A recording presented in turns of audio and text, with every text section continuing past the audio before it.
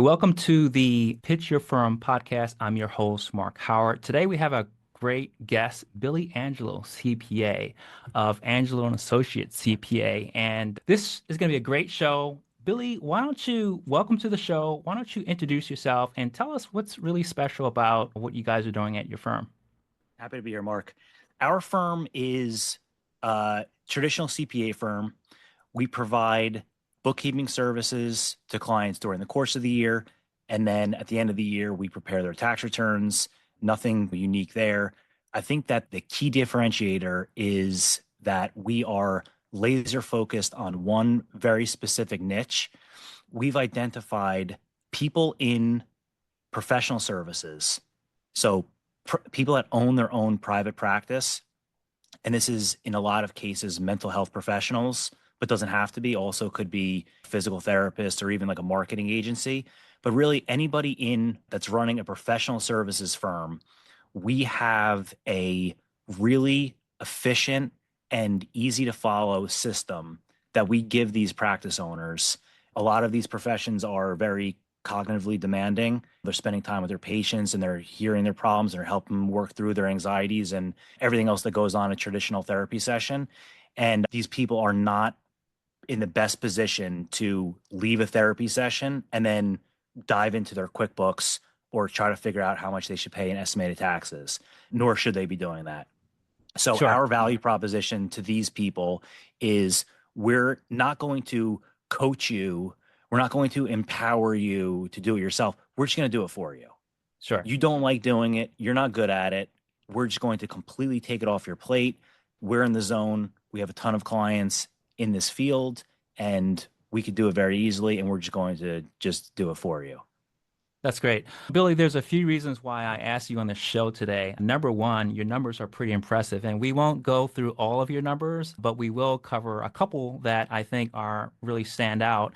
And then the other reason is we're going to deep dive into your particular niche a little bit. I think you're doing something very special there. So I want to unpack what you just said in a way that more business owners and other accountants can understand exactly like how this is done. So let's just go for a moment. One of the things that I love in terms of your numbers, you have a very high percentage of recurring revenue, and you have structured this in a way that seems to be very cost efficient for your team and for clients as well.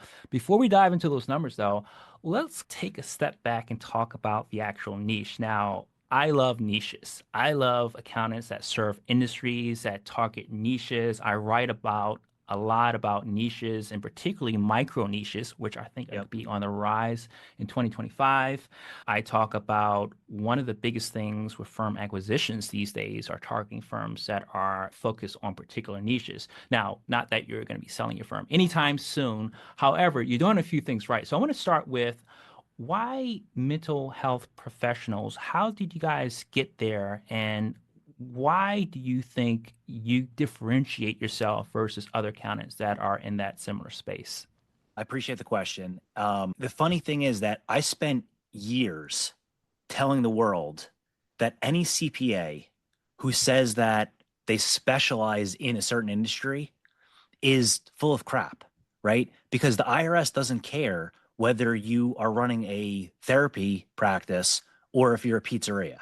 It's revenue minus expenses equals your taxable income. And that's what you're Sure. paying tax on. And the IRS doesn't draw any distinction. So any CPA who says that they're just misleading people or whatever.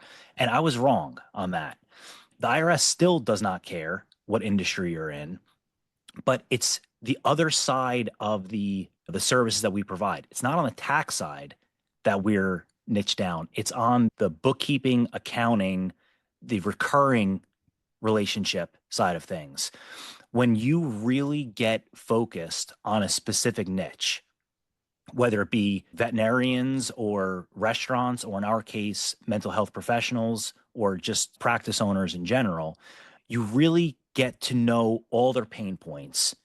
You get to know the questions that they have before they even think of those questions because they're all following the same influencers on social media. These influencers are putting stuff out there saying, hey, therapist, did you know you could do this? So all of our therapist clients at some point or another are going to call or email us and ask us, can I really put my kids on payroll or whatever the case is? So by being in the zone with one specific niche, you get to know, again, all the questions that they're going to have in advance of them even having them. You come up with really great responses, and you could figure out how we can turn this into an opportunity for them instead of just blocking them out of something. Okay, no, you can't do that, but you can do this. It's right along the same lines, and this is something you should be exploring, things like that.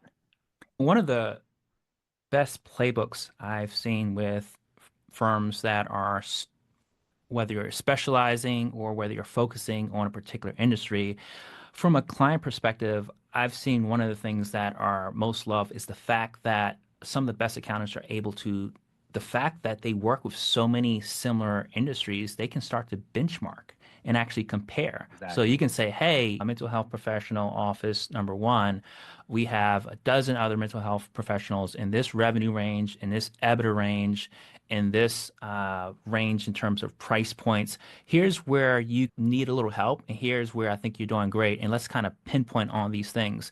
And Yes. then you can actually bring these offices together, or maybe have like peer groups and communities built on top of that. Do you use any of that to your advantage, or Absolutely. what are you using in your playbook to really take advantage of the fact that you have so much information and so much data on these similar industries? Yes. So everything you said is spot on, right? You do get this feel for, revenue aside, this practice seems to be much more profitable than this person's peers. Sure. What is she doing right? Let me call her up and be like, "Hey, listen, we just closed out the books for all of our clients, and your profit percentage was higher than all of your colleagues. What's going on there?" Try to learn that and then share that with the other practice owners who might be lagging behind. And it could even be more drilled down than that. It might not just be net income or, EBITDA, or it might be like your insurance costs are way too high, or you're not, everyone's spending between 2 and 5% on marketing. You're spending zero. Like, you have Yeah. to ramp up the marketing a little bit. And also, in a lot of cases, it actually will transcend finance in general. Just in the course of conversation, a practice owner might say, "Oh, yeah, I just got this new software that helps me schedule, and it's a total game changer. I love this new software." I could then tell our other clients, like, "Hey, have you looked into the software? Like, I heard it's really good." And they could make that decision to either go with it or not go with it. But this is what your peers are doing. This is what's working. This is what's not working. And we're giving them a look behind the curtain of other practices that they wouldn't normally have access to. That makes a lot of sense. Let's take another step and let's talk about the revenue a little bit. Now, like I said, we're not going to get into specific numbers, but one in particular that interests me is your high amount of recurring revenue. And as not just from a firm valuation perspective, but from an efficiency perspective, even from a client perspective, it makes it so much easier to quote unquote subscribe to an accountant versus having Right. to watch these hours, count these, look at the timesheets. It's a very messy situation when you're not involved in something where it's a lot easier to bill, to understand what that bill is going to be. What is, tell me about why have you guys doubled down on recurring revenue, and what does that really mean to your firm? There's really two reasons for that, and they're totally unrelated. The one reason would be the value of flat fee billing versus billing by the hour. And then the other one is in regard to being laser focused and only taking on this type of engagement, whatever that engagement may be, right? So, as far as the first point, when my father started the practice 40 years ago, somewhere very early on, he made the decision that he did not want to bill by the hour. Mm, And when I joined him 17 years ago or whenever it was, that was something that I was not used to. I came from a big firm where we logged our time in 15-minute intervals or whatever it was. And that's a different route for CPAs to go. We really liked flat fee billing. What it does is it creates this environment where the clients don't hesitate to call you or email you when they have a question. They saw that thing on TikTok. Is this really true? Can I do this? Or my brother-in-law told me that I should be a C corporation or whatever for such and such reason. If those clients got a bill after the phone call, at some point, they're not going to call anymore. And they are going to call their attorney and convert to a C corporation, or they are going to put their kids on payroll or get into the wrong retirement plan or whatever the case is. And then it ends up making a bigger mess for us because now we have to undo all that stuff. And we're sitting there wringing our hands and saying, I wish they would have just called me. I could have told them in 2 minutes, don't do that. In order for those conversations to happen, you have to allow them to happen. You'd say, I'm not going to charge you for the phone calls. I'm not going to charge Sure. you for meetings. Please call us when you have a question. The second point, why our recurring revenue percentage is very high, is that the non-recurring revenue projects, we really just don't take those on. So we've gotten very good at saying no to different types of projects. We have a very good reputation and we get a lot of phone calls from the general public. Hey, can you do this? Can you do that? Can you do this? And we say no to almost all of it. We only say yes to clients in this that want this very specific service offering, which happens to be a recurring revenue service offering. By default, we're just saying no to all other sorts of projects. And good or bad, right? Our revenue should be a lot higher. We should be saying yes to some of the stuff, maybe. That would make our percentages, but it would ultimately raise the revenue. But we just don't want to do that. We just want to stay in our lane and just kick butt in the thing that we're really good at. I love that. Now, I want to circle back for a second because you mentioned TikTok not once, but twice. And from the accountants I talked to, it's a love-hate relationship as there's a lot of garbage, utter Yeah. trash being put Yeah. out there by 14-year-old quote unquote accountants that think they know what they're talking about. Lots of bad advice, all these fancy tax strategies on how to write off your Lamborghini and all this other crap. Yeah. Now, how do you, in terms of client acquisition, someone comes to you, a potential client, they say, Hey, Billy, I saw this major write-off on TikTok. Everyone's talking about it. How come you guys can't do that? Or maybe an existing client that says, Hey, Billy, I saw this on TikTok or YouTube, and how come you aren't doing this for me? What's your rebuttal for that, and how do you control that narrative? It's actually pretty easy, right? Just pointing out, okay, so you're talking to a CPA and the CPA is saying one thing and the 14-year-old on TikTok is saying something different. And you're asking me, like, you're implying that the 14-year-old's right and the CPA is wrong. That's the starting point of the conversation. Am I hearing you correctly? And then immediately they're like, oh, geez, yeah, you're probably right here. But it might be easier for us because we do have this recurring relationship with our clients. Our clients know that we want them to pay as little tax as possible Sure. within the parameters of the law, right? We're not going to sign a tax return. It's not good for the client. It's not good for us with all these crazy deductions on it. We do not want our clients paying $1 more in tax than they have to. Our clients know that.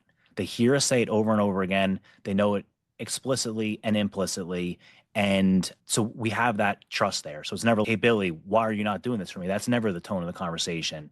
It's more, I heard this thing. Is it true? And they're anticipating me saying, yes, it is true, but in your situation, it's not because of such and such reason. Just because Grant Cardone said that you could write off your Range Rover, you're a psychologist with one location. You don't travel for job. There's no traveling. So therefore, your practice can't have a car. It's very straightforward. And all CPAs have this knowledge. It's a matter of being able to distill it down and communicate it in such a way that the non person who might be less sophisticated in terms of taxes, that they can understand it. That's the name of the game. I want to talk about client acquisition a little bit. I'm guessing that you're probably not using TikTok for acquisition. What are you using for client acquisition? Do you have a particular process? Are you doing that in-house? What's the methodology you're using? Is it mostly referrals? Where are most of your clients coming from? It really is mostly referrals. So we're in the new year, we're going to be more proactive. We're going to start more of an outreach content marketing campaign just putting good information out there to try to counterbalance all the bad information that's out there. Hey, here's a CPA who specializes in your field, and this is what this person's saying. But up to this point, it really has been almost all word of mouth referrals. In a Facebook group, someone will say, I need a CPA. Do you guys know anybody good? And this is a Facebook group that's for, again, psychologists, right? So you have all these private practice owners in this group, and someone says, I need a new CPA, and 5 people respond, oh, you should call Billy Angelo, call Angelo and Associates. They're great, they're great, they're great. And that's how we've been getting a lot of our new clients. Got it. And you're also pretty active on LinkedIn. How has that been working out for you? Is it more for client acquisition? Are you using it to build partnerships? What's like your playbook for that and using LinkedIn? So again, really interesting question. LinkedIn was I'm not a big social media guy. LinkedIn was the only, I don't know if you would call it or consider it social media, but I guess to a certain extent it is. It was the only platform that I did have. And I Sure. said, okay, I'm going to start my outreach campaign on this platform. I'm going to start on LinkedIn. Quickly realized that our target audience, they're not on LinkedIn. Hmm. That's not their social media of choice. So the LinkedIn algorithm knew that before I did. And every time I would get a connection request, it was from a CPA. And I'm Hmm. like, okay, I like talking to my colleagues. I'm really looking for clients here, but it was trying to put a square peg in a round hole. So I still am active on LinkedIn, but I've just changed who I'm talking to. When I'm on LinkedIn, in large part, I am talking to my colleagues. Hey, CPAs, like, how do you handle this situation? Or maybe you should consider this thing that we tried in our office or what have you. So LinkedIn is really, for me, it's really not, it's really more about staying current in my industry and talking to my colleagues. Sure. And I want to talk about like the workflow a little bit, and particularly how do you actually delegate work? Are you using any particular tools for that? Do you have a particular process in place to work comes in, maybe you go through a little onboarding process, then you delegate. I think you have about 5 or so FTEs. Tell me a little bit about that and how do you maintain efficiency? Do you have any particular secrets for that? Yes, not much of a secret, but we recently switched. So to keep track of our workflow, maybe 5 or 6 years ago, I had built this gigantic spreadsheet Mhm. and it was color coded and conditional formatted. So when a staff member's working on it, it turns a certain color. When they're complete with it, it turns a different color. And then it goes on to the next person and this whole thing. And it worked, but it's a spreadsheet in Microsoft Teams, Hmm. right? That anyone can fat finger something and all of a sudden the spreadsheet just blows up. And Sure. we had our entire practice, at least on the accounting side of things, not so much on the tax side, but that was our workflow solution. Again, it worked, but I was just waiting for it to blow up any day. Along the way, I met David Cristello, the CEO of Jetpack Workflow. And I was like, oh, Jetpack Workflow. Oh, yeah, yeah. And I saw that they were laser focused on just CPA firms. So, I was, okay, if this is a workflow solution just for CPA firms, I have to give this a closer look. I asked my staff, I didn't say anything about Jetpack. I said, guys, we need a new CRM or workflow solution. I want you guys to go out there, find who all the big players are, do a trial, talk to the salespeople, and then ultimately make a decision. Which one do you think is best? They all unanimously came back and said Jetpack Workflow is by far the best. So it was a really easy decision for us. And that's a And since very then, it's been fantastic. It really is a great tool. Yeah, and that's a very competitive space. There's the Carbons, the Taxstone. There's so many new players actually coming online this year as well. So the fact that you were able to narrow that down and look for specific things, and things are changing. I feel as though maybe a couple years ago, having a particular platform for workflow management made you stand out. But now it's starting to get a little fuzzy. A lot of the features are one on this platform, another on this platform. So a lot of these features are starting to collide. I think it's going to be an interesting space to watch. It's interesting that you started off with your own system. So you knew like your actual flows, and it's just a matter of plugging in checking a few boxes on, hey, can it do Yep. this? Can it do that? Can it do that? Versus I see a lot of accountants in a situation where they do the opposite thing. They look at all the nice shiny practice management systems and oh, it has this cool feature. It can oh, we can chat. without clients. Oh, that's cool. Let's check it out. Versus from the ground up, where you're actually like, look, these are the 17 things that we do today. These are not nice to have. These are things that we actually need right now. So you Yes, start with that, check those boxes off. And then if it does those nice, cool, shiny things, that's just basically icing on the cake. Would you basically exactly. agree? I Yeah, completely agree. And we use Thomson Reuters for our tax and accounting and some other practice management stuff. So the default in the past, and I think a lot of other CPAs feel the same way, the default is if this is our tax software, and we're not going to change tax softwares, right? And they also have a practice management tool, then we should use that because it integrates. sure. So let me just go to Thomson Reuters as a first stop. Do you guys do this? Do you guys do that? Do you have this? Do you have that? And you see the logic behind that because you want that integration. But then what you're doing is you're closing the door to all of the other providers that might be doing a better job. So just because Thomson Reuters offers it doesn't mean that it's the best version of that product. There might be others that have a way better version. So you have to kind of balance like how important is integration versus actually having the best workflow tool or the best accounting product or whatever it is. And speaking of tech stacks, anything else in your tech stack that you want to talk about? Any other particular platforms that, so we talked about your practice management system, tax intake system, any other tools that you use and Nothing revolutionary here. We love QuickBooks Online. When they first rolled it out, it was junk. It's gotten better. Desktop is actually still probably a little bit better, but the fact that online you don't have to send the files back and forth, you don't have to use the QuickBooks portal, you don't have to worry about all the other problems that arise with that.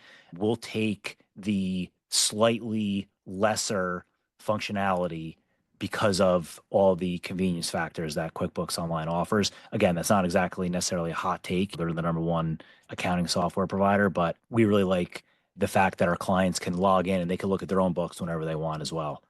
sure. And as we wrap up here, I want to ask a few more things, just circling back to like why your firm. This podcast is Pitch Your Firm. And we speak to a lot of accountants and multi niches doing a lot of great things. Some are like working on their processes, but of the tens of thousands of CPAs out there and even clients that are looking for ones that specialize in your particular industry.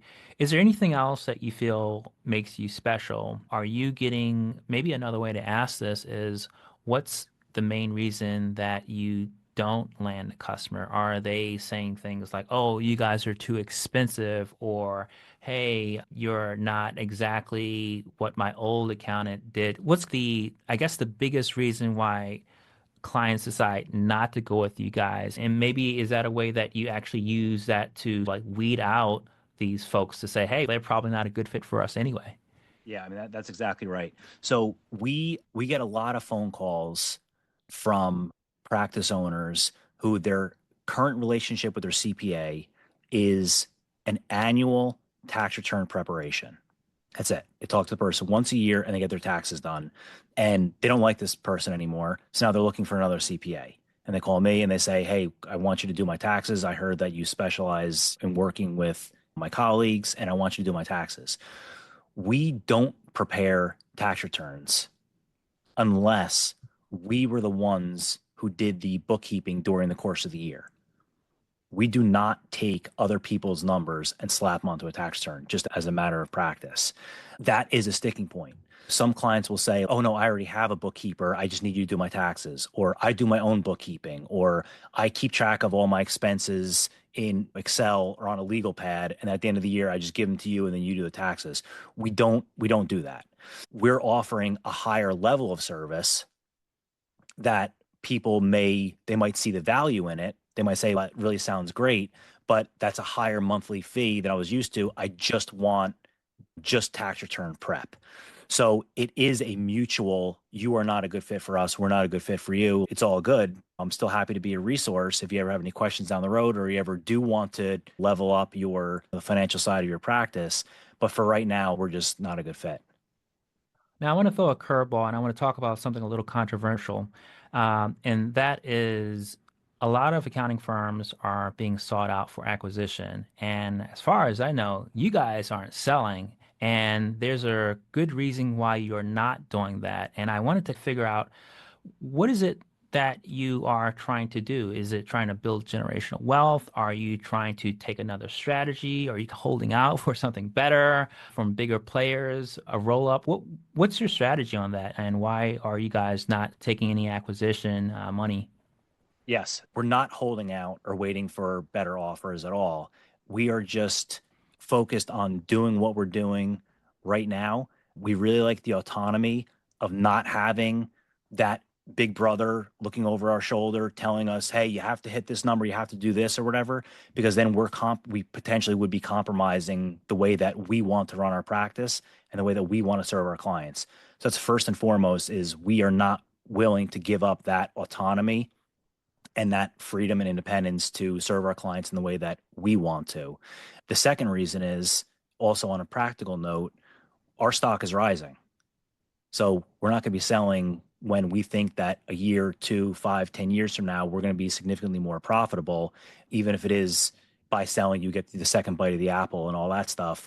We don't want to get a bite of the apple. We want the entire apple. So we're very bullish. We're very optimistic on our direction, on our path, where we're going to be in the future. And if that's the case, I feel like you would be crazy to sell. Sure, that makes a lot of sense. With that said, what do you feel is your biggest constraint right now? What is the one thing that maybe one or two things that you feel is holding you back in terms of either growth or via revenue or in terms of efficiency? Or are you not really having any constraints? Are you in a great place right now? We actually are in a really good place right now. At some point, we're going to be at capacity staff wise, and we're going to have to bring in another staff member or two. We think we are a few years away from that. We're talking to our staff about that now. As your career progresses, where do you see yourself? What do you like? What do you not like? And then just trying to forecast like what is the role that we're going to have to fill a few years from now, whatever that looks like at that time. But at some point, it is going to be personnel. But right now, we're pretty good to go. Sure. And in terms of partnerships for all the businesses and executives and accountants looking at this and watching this right now, are you looking for any particular partnerships, maybe lawyers or any other particular peers to work with in any particular capacity? I appreciate the question, but that also is something that we're very proud of. We have a extremely strong and robust and diverse network. My brother is a financial advisor. He works within the office. My cousin, who is a very good friend of mine, he's a CPA and an attorney, so he handles a lot of the business law matters for our clients, insurance people, things of that nature. We really do have a very strong network, and that is one of the features. You can't really talk to prospective clients about it, but you can, but they don't really appreciate it. It's something that clients appreciate down the road. When I need a referral, I could just call Billy and ask, "Hey, what attorney should I use or whatever?" And he's going to give me a really good referral, someone that he works with, someone that's going to be accountable to him. So that professional that I'm referring has to do a great job. Otherwise, we're going to turn off the referral stream for that person. And our clients ultimately benefit from our strong network. That makes sense. And then let me just ask you, just to round things out here, just looking forward and just we'll end on this. Where do you see yourself in, say, 3 years in terms of your firm and the direction? Obviously, you're not selling, you're trying to grow. I think you mentioned that you're going to probably bring on a little more staff. Do you have any particular goals that you're looking to hit, either in terms of revenue, in terms of size, or are you always looking to be like on the smaller side, 5 FTE or so firm? What's your ideas for, say, the next 3 or even up to 5 years from now? Yeah, my goals, and this might be weird to hear from an accountant, but all my goals are not really numbers or financial related. What my number one goal is, I want to be a really great employer. I want our staff to have great jobs that they love, that they're excited about, and that they really like serving the clients. Secondarily, and then this is a close second, I want to add value to our clients. I want to disseminate information. I want to put really good information out into the world and really help people who are helping other people. So again, if we talk about psychologists or mental health professionals, these people they're doing a really important job. And the better job that I can do helping them, the more time and energy they have for them to do their really important job. So we look at it like the more clients that we have, that's more patients that are being served by a mental health professional because we're doing a great job. So really this very large and abstract view of the more information that I could put out there, the more clients that we can help, that we're making the world a better place because there's people that do have mental health issues or people that need a physical therapist or people that need a dentist or whoever our client is. And we're making that person's life easier, taking things off their plate and allowing them to serve more of their clients. That makes a lot of sense. And if I was sort of looking for a place to land, if obviously you're bringing on talent as the years go by, if I'm a CPA or I have a lot of choices these days, right? I can go to the Mhm. Big Four, I can work for like a niche firm. What is it particularly about your firm? Is there any particular, obviously, maybe the salary is great, but it's a very competitive space today, Billy. Are you looking to maybe go towards an employee stock ownership program? Are you looking to give a little equity? Or is there something else that you feel is you're going to be able to take that these potential employees from others so that they actually end up at your firm versus any other place? Yeah. Again, I think that it would probably not be a financial decision for the prospective employee. I wouldn't be opposed to stock options or other financial tools like that to attract talent, but ultimately, it's going to be really clear the type of person that's going to be a good fit for us and vice versa. It really is about having that satisfying job, not being micromanaged, and just having a place where they can do important things. They have some level of autonomy. They get that really good job satisfaction, knowing that, again, we're helping people. And that attracts the type of person that we want working with us anyway. So I'm not really too concerned about that at all. That makes a lot of sense. Billy Angelo, this has been great. Thank you so much and appreciate your time on the show today. Thanks for having me, Mark. Appreciate this. Alrighty. Yeah, I Have a know. nice day.